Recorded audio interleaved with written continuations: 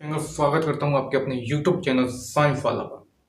तो आज का हमारा लेक्चर 3 है, जो कि ऑक्सीकरण और अपचयन अभिक्रिया। ऑक्सीकरण और अपचयन अभिक्रिया तो ये क्या है? जैसे कि मैंने बता दिया था आपको कि ऑक्सीकरण क्या है। ऑक्सीकरण में क्या होता है? ऑक्सीजन का जुड़ना और हाइड्रोजन का निकलना ऑक्सीकरण कहलाता है। अपचयन में हाइड्रोजन का जुड़ना और ऑक्सीजन का निकलना अपचयन कहलाता है। बहुत ही इसे आसान तरीके से आज मैं बताऊंगा, तो वीडियो को लाइक कर दीजिए, चैनल को सब्सक्राइब कर दीजिए। तो चलिए स्टार्ट करते हैं। तो पहले हम पढ़ेंगे ऑक्सीकरण। ऑक्सीकरण ऑक्सीकरण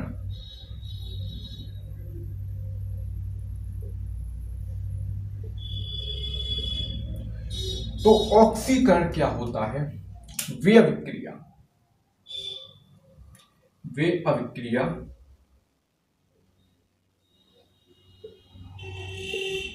जिसमें वे अभिक्रिया जिसमें ऑक्सीजन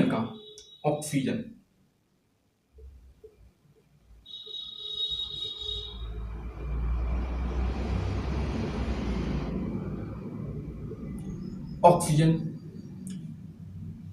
का जुड़ना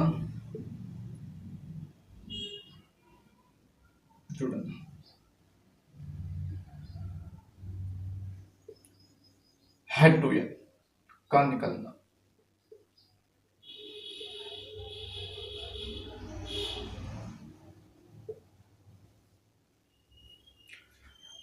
का निकलना ऑक्सीकरण कहलाता है। ऑक्सीकरण कहलाता है।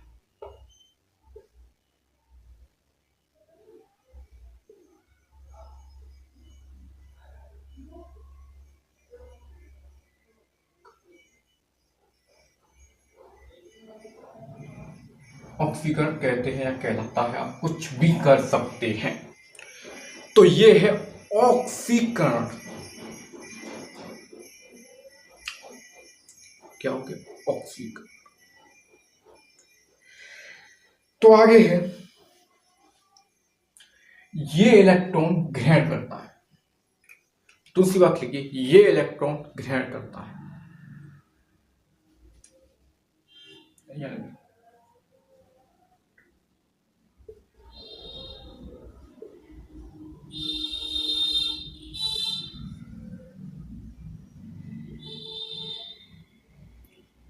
ये इलेक्ट्रॉन ग्रहण करता है। जैसे कि देखिए Fe2 है, एक इलेक्ट्रॉन, तो क्या बना लेते Fe+3। तो ये इलेक्ट्रॉन ग्रहण करता है इस प्रकार। अब मैं बात करूं अपचयन की। अपचयन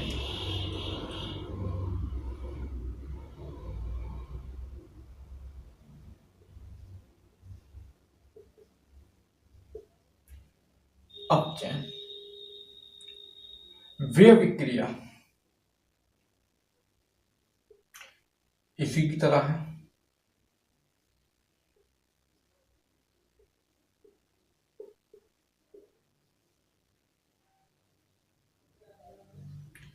वे अभिक्रिया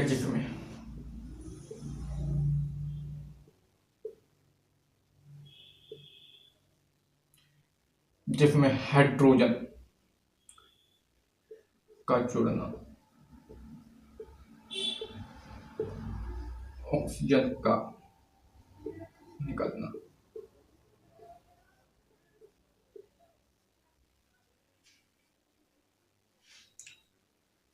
हाइड्रोजन का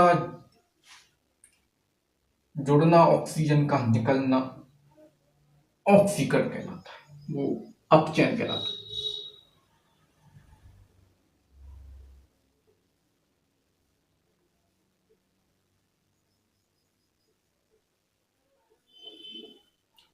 अप चेन कहते हैं। जैसे कि यह इलेक्ट्रॉन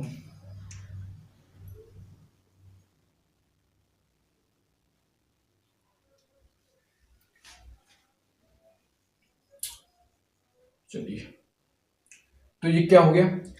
अपचयन वे अभिक्रिया जिसमें हाइड्रोजन का जुड़ना, ऑक्सीजन का निकलना अपचयन कहते हैं। ये बात, इतनी बात क्लियर है? बोलिए दोस्तों, इतनी बात क्लियर। चलिए आगे बढ़ते हैं अब।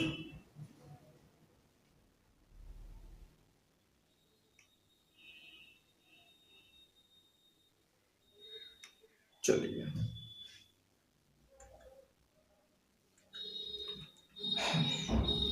जैसे कि अब मैं अपचयन और ऑक्सीकरण की बात करूं, मैं अपचयन और ऑक्सीकरण की बात करूं अब, तो जैसे कि देखिए,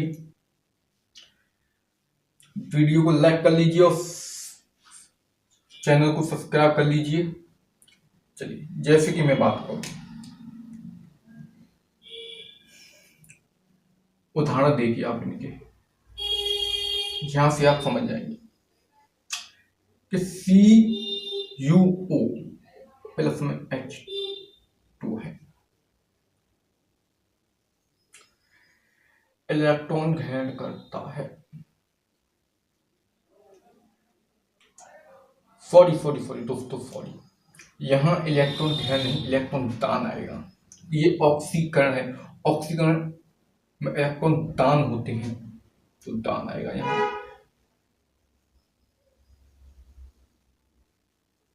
इलेक्ट्रॉन दान करता। चलिए, इसी के जस्ट उल्टा कर दिए इसको, ये इलेक्ट्रॉन ग्रहण करता है। चलिए मैं बता देता हूं आपको, जैसे कि ये इलेक्ट्रॉन अपचयन, इलेक्ट्रॉन, चलिए यहाँ लिखिए, इलेक्ट्रॉन ग्रहण करता है।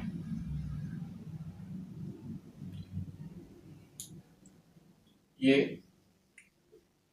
Fe2 आएगा यहाँ, इलेक्ट्रॉन्स, तो क्या बनेगा?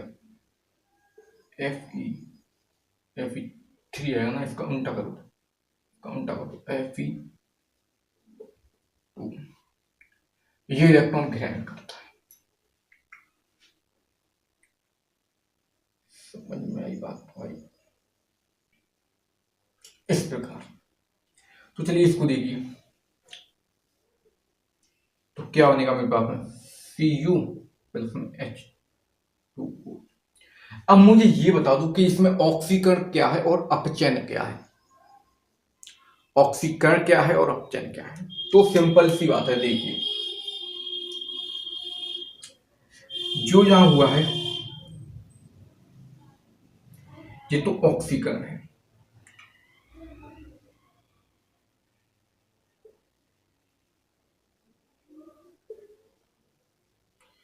जो यहां हुआ है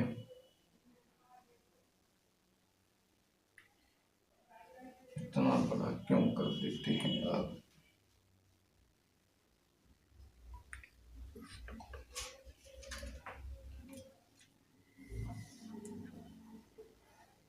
चलिए, ज्यादा बड़ा हो गया था, तो ये अपचयन है।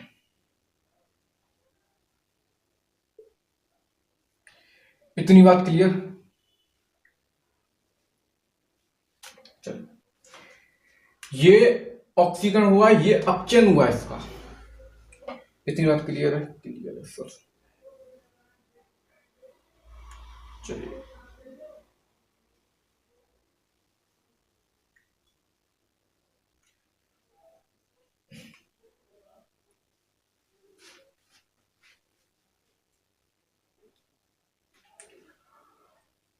ऑक्सीकरण के और उदाहरण देख लीजिए आप, ऑक्सीकरण के, जैसे कि Na है, ये कितने इलेक्ट्रॉन दान कर सकता? एक इलेक्ट्रॉन दान कर देगा। तो क्या बनेगा, ये Na प्लस बना देता है, प्लस।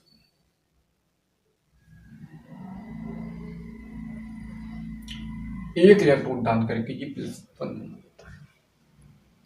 तो ये है ऑक्सीकरण और अपचयन। तो इतनी बात क्लियर है, चलिए क्लियर है। अब आगे बात करते हैं हम, और आगे बात करते हैं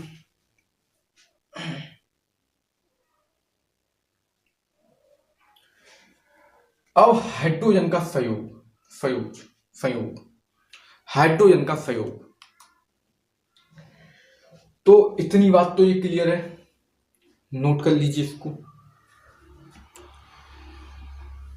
नोट कर लीजिए। चलिए, हाइड्रोजन का संयोग, तो अपचयन और ऑक्सीकरण में कोई दिक्कत परेशानी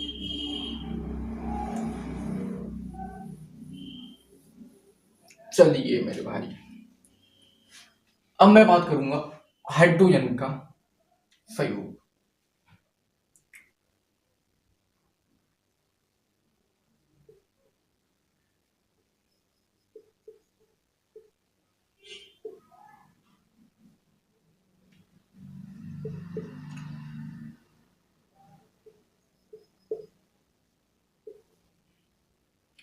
हाइड्रोजन का संयोग, तो क्या है हाइड्रोजन का संयोग? तो देखिए, जिसमें हाइड्रोजन जुड़ेगा, जैसे कि H2 प्लस O, तो H2O, ठीक है, H2 प्लस SO4, तो H2SO4, ठीक है, H2 प्लस S, तो क्या बनेगा, H2S, इस प्रकार। तो ये है हाइड्रोजन का संयोग।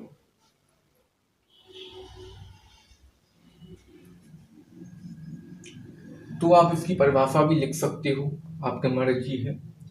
क्या परिभाषा हो जाएगी इसकी, कि किसी तत्व में हाइड्रोजन का जुड़ जाना, किसी तत्व में हाइड्रोजन का जुड़ जाना। तो लिख दूं मैं इस बात को, किसी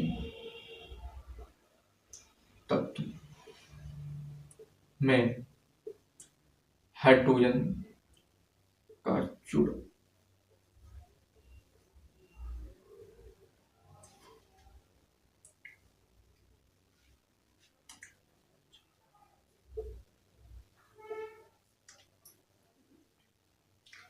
जैसे अब इसमें ये हाइड्रोजन जुड़ गया,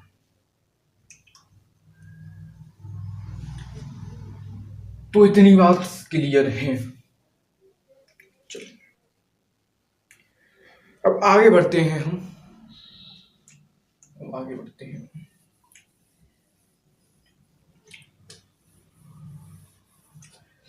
इस चैप्टर की ये आपको क्लास 11th में जाकर पूरी डिटेल में बताया जाएगा, पूरी डिटेल्स जो आपके सिलेबस में है। थोड़ा ही है इसका, तो थोड़ा ही बताएंगे। क्लास 11th में इसका पूरा चैप्टर होता है ऑक्सीकरण और अपचयन अभिक्रिया, यानी रिडॉक्स रिएक्शन। ये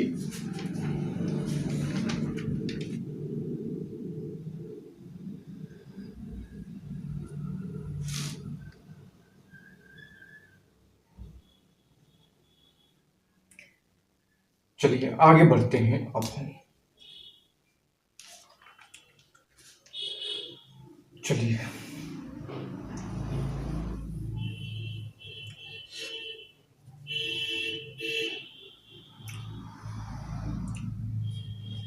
एक ग्राफ बनाना पड़ेगा। चलिए, तो ये ग्राफ बन चुका है। तो ऊष्मी वियोजन, ऊष्मी तथा आयनिक वियोजन में अंतर। तो ऊष्मी वियोजन और आयनिक वियोजन, चलिए,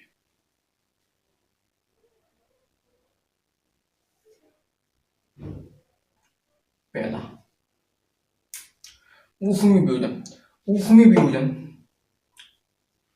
क्या हो जाएगा बताइए?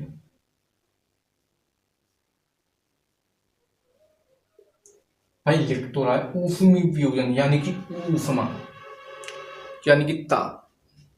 जब किसी चीज का टेम्परेचर बढ़ेगा तो ऊष्मा भी बढ़ेगी, तो भैया ऊष्मी वियोजन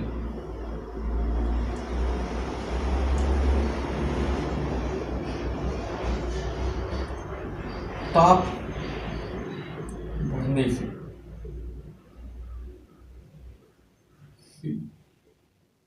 होता है।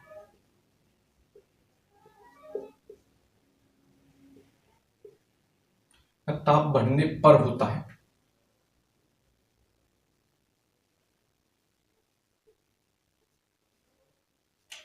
ताप बढ़ने पर होता है। आयनिक वियोजन। आयनिक वियोजन, आयनिक वियोजन जल में घुलने से होता है।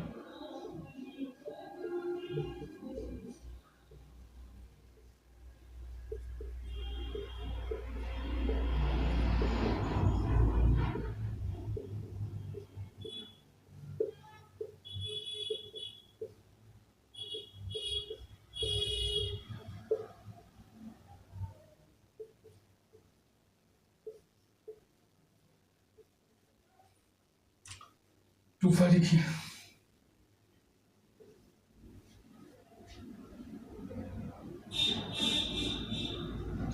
दूसरा क्या है कि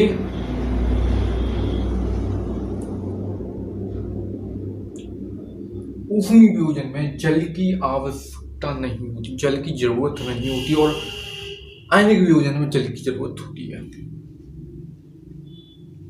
चलिए, ऊष्मी वियोजन में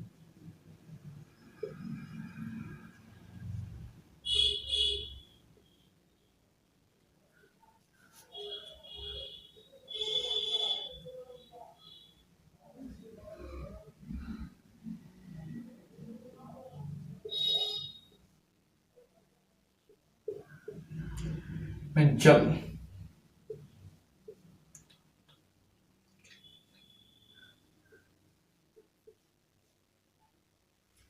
जल की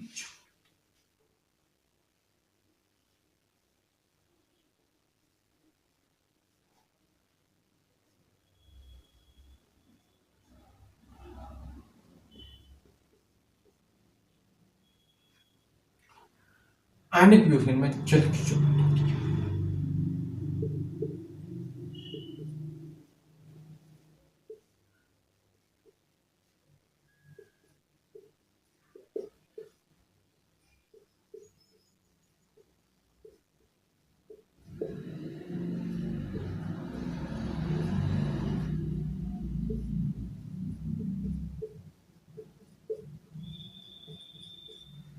ये बात है।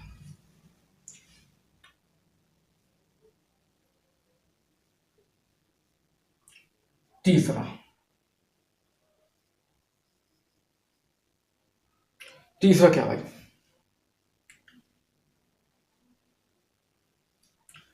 इसमें जो है ऊष्मी में उदासीन अणु होते हैं। इसमें उदासीन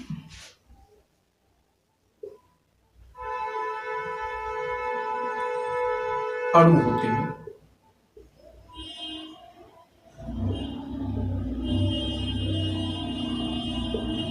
इनमें आवेशित अणु होते हैं।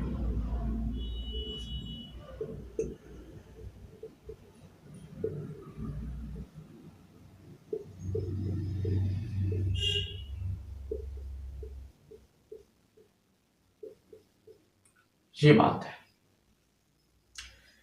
तो ये तीन अंतर है में। तो इतनी बात क्लियर है मेरे दोस्तों, इतनी बात क्लियर। चलिए,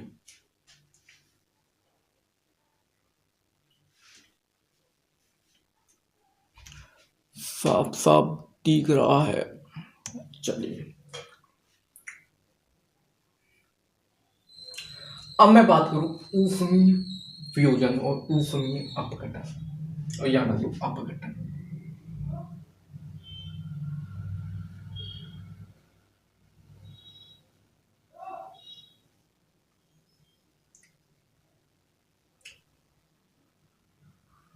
में अंतर ऊष्मीय वियोजन और ऊष्मीय अपघटन में अंतर, तो इनको तो मैं मिटा रही हूँ।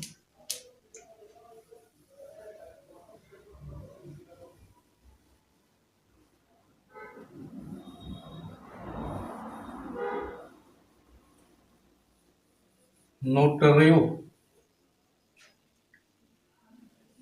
चलिए, ऊष्मीय वियोजन और ऊष्मीय अपघटन।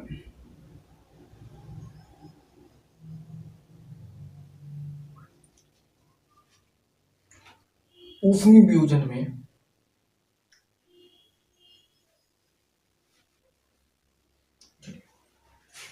वियोजन में आसान तरीके से बताऊंगा।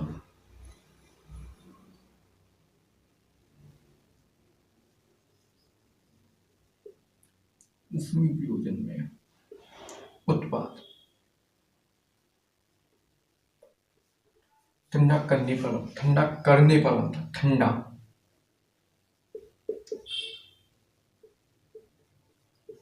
बनता है, पुनः बनता है।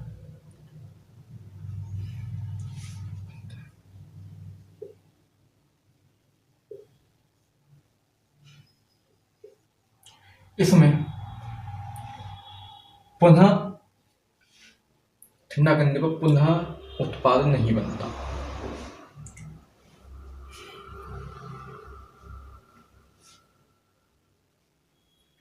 ऊष्मीय अपघटन में वो ऊष्मीय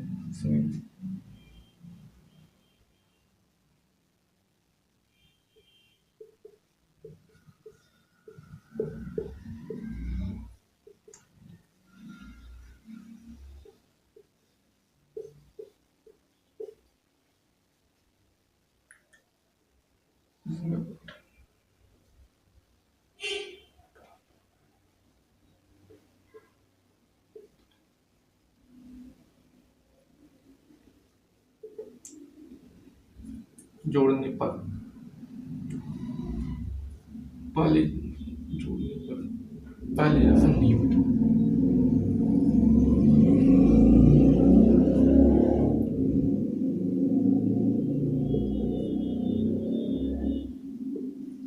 बनता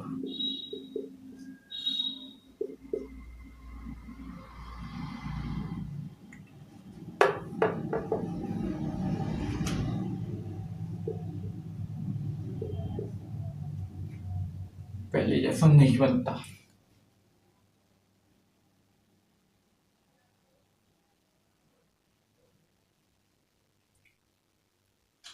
जैसे कि आप देख सकते हैं, वही रिएक्शन एच प्लस एच को मैं गर्म करा दूं, गर्म कराने पर तो H2 I2 में बदल जाएगा। जब मैं फिर पुनः ठंडा कराऊंगा, ये तो मैंने बताया है। जब इसे मैं पुनः ठंडा करूंगा, या मैं ऐसे लिख सकता हूं, अब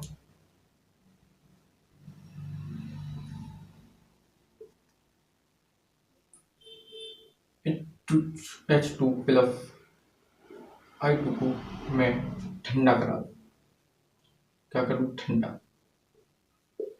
तो क्या बन जाएगा मेरे उसमें H2HI आई बन जाएगा। ये इसका उदाहरण देखा, ये किसका है, ये इसका उदाहरण हो चुका है। इसका उदाहरण देखिए, इसका कि CaCO2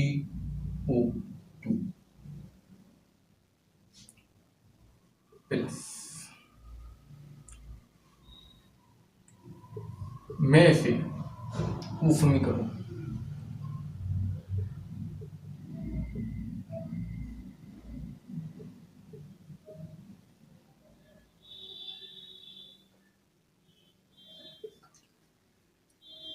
तो ये क्या होगा,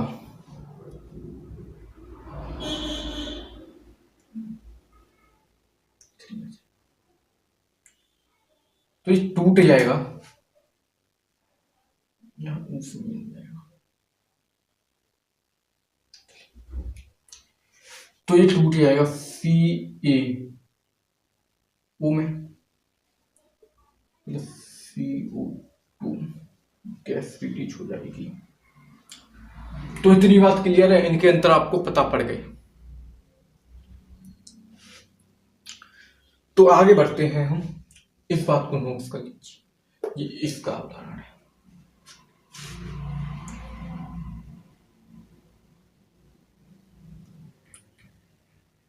यहां भी ऊष्मी आ जाएगा, ऊष्मा, ऊष्मा पर, ऊष्मा देने पर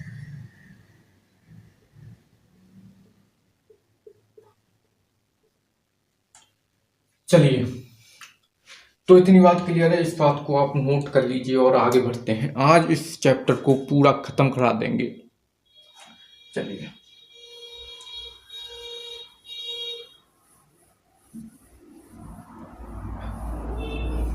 अगला टॉपिक क्या है आपका?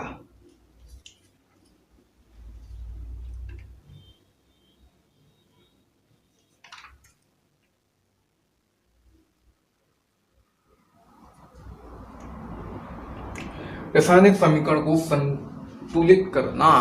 ये भाई, ये तो भाई आपको आना चाहिए। रासायनिक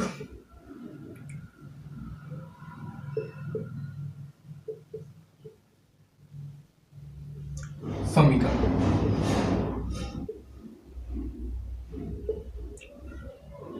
को संतुलित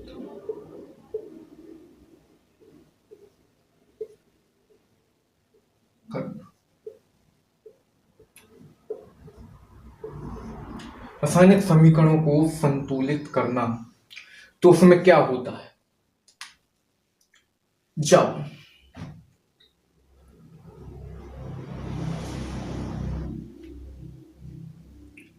जब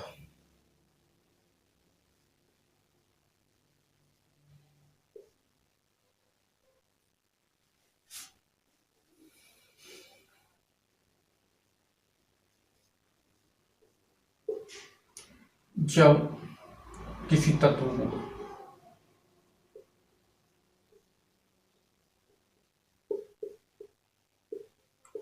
संतुलित करते हैं,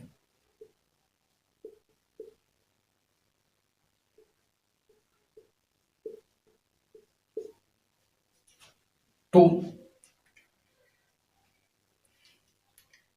पहले तत्व का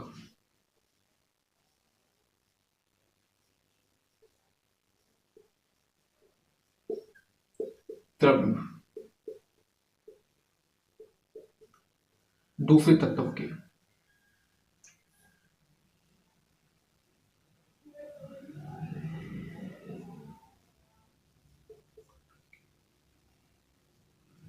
बराबर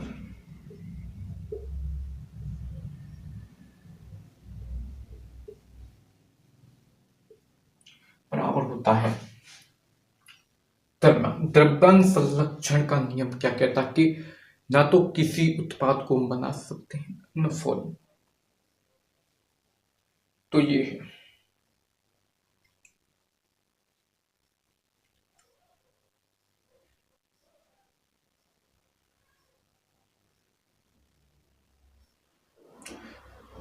तो द्रव्यमान संरक्षण का नियम क्या कहता है कि ना ही तो हम किसी अभिक्रिया में द्रव्यमान बना सकते हैं, ना ही तो उसे नष्ट कर सकते हैं।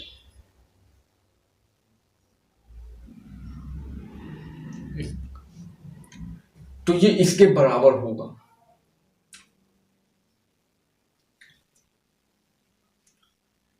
ठीक, चलिए, तो इस बात को भी आप नोट कर लीजिए। बराबर होगा यानी कि जैसे कि मैंने लिया MgO,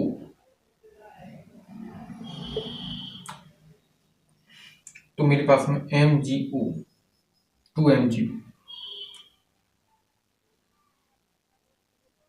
तो मेरे पास में क्या बनेगा, सॉरी M2Mg O2, तो क्या यहाँ Mg कितने हैं 2, यहाँ O2 कितने हैं 2, तो MgO यहाँ जाएगा, तो यहाँ Mg2 यहाँ ऑक्सीजन 2 यहाँ 2, ये सवरी पर होता है ये, जैसे कि आप A + B होल स्क्वायर, तो ये दोनों के लिए होता है, इसी प्रकार इसमें भी हुआ है। तो इस प्रकार तो रासायनिक को संतुलित करना, चलिए Mg + O2 क्या हो जाएगा, MgO 2Mg,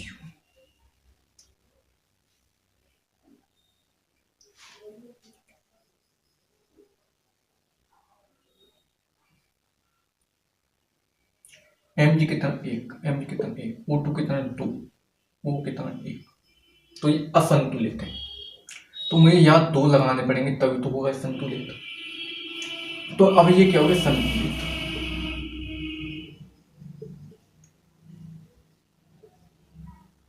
दूसरा देखिए,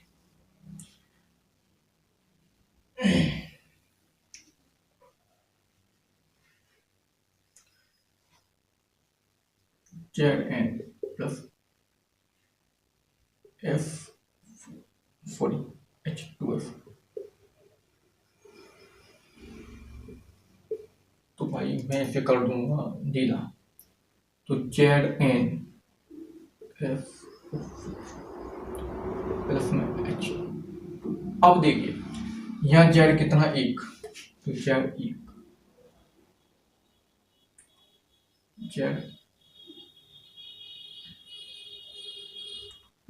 1 है, यहाँ भी कितना Z है 1 है, O2 कितना 2 है, H कितना 2 है, H कितना 2 है, FO4 संतुलित है, H2FO4 FO4 1 है, FO4 1 है, तो ये क्या, ये संतुलित है।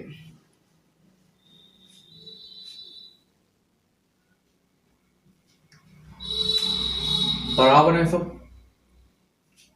तो ये क्या है, संतुलित।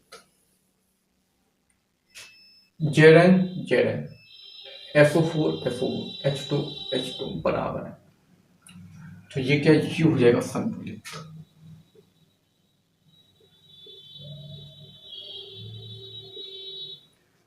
तीसरा, संतुलित असंतुलित,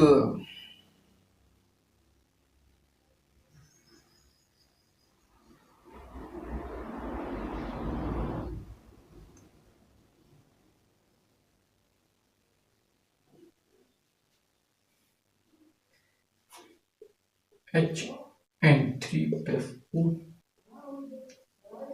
तो HN2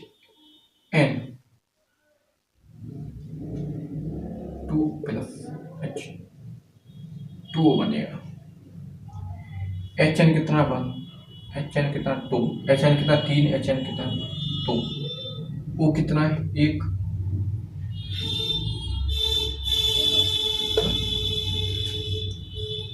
चलिए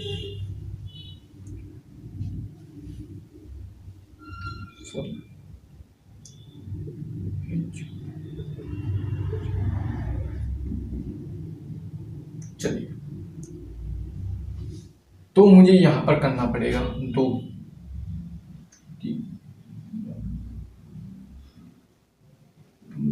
2 और यहाँ पर हो जाएगा 3। तो अब संतुलित हो चुका है। तो ये रिएक्शन इस वाली गलत हुई है। फिर दोबारा देखिए, HN3 प्लस में O2 तो क्या रहेगा HO प्लस में H2। यही रिएक्शन।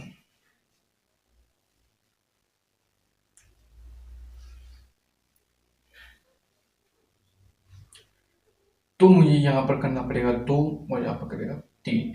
तो ये संतुलित हो चुका है। n कितना है 3, n कितना है, तो ये हो गया संतुलित।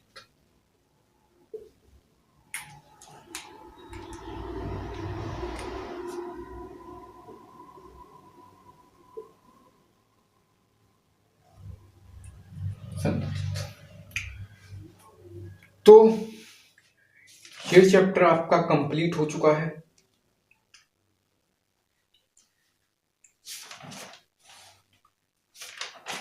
क्लियर हो चुका है।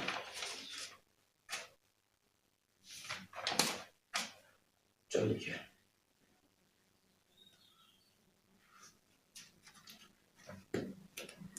तो इस चैप्टर में कोई दिक्कत, तो ये आपका चैप्टर पूरा कंप्लीट हो चुका है।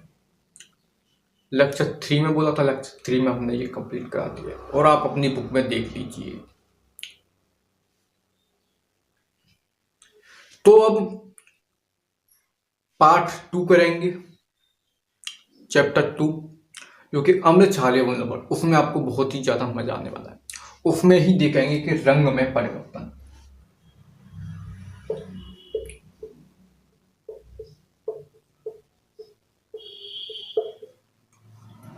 रंग में परिवर्तन देखेंगे चैप्टर 2 में, पार्ट 2। पार्ट 2 में हम वो देखेंगे रंग में परिवर्तन। तो ये चैप्टर आपका पूरा कंप्लीट हो चुका है, आप देख लेना और वीडियो देखकर नोट्स तैयार कर लिए होंगे, उन्हें देखिएगा। तो मिलते हैं पार्ट 2 में, चैप्टर 2 में अम्ल क्षारीय नंबर। तब तक के लिए नमस्कार, धन्यवाद। और हाँ, चैनल को आप सब्सक्राइब कर लीजिए। आप लोग चैनल को सब्सक्राइब नहीं करते तो आपसे निवेदन है कि चैनल को सब्सक्राइब कर लीजिए, ताकि जो हम वीडियो डालें वो आप तक पहुंच जाए। तो धन्यवाद, नमस्ते।